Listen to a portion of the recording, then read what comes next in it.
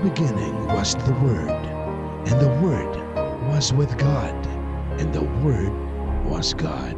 John chapter 1, verse 1.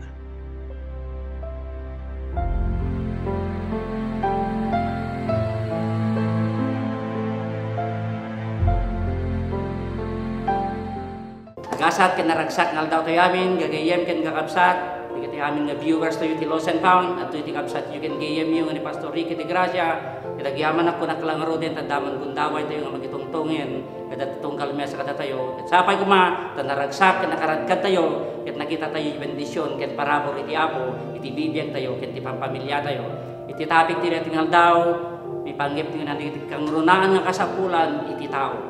Ado iti kasapulan tayo, ngembet sa bensay minto madamdaman, nunya ti kayo tasawen, nunya ti ka-importantyan nga kasapulan iti tao. So Pastor Rick will be right back. Stay tuned. Don't change your channel.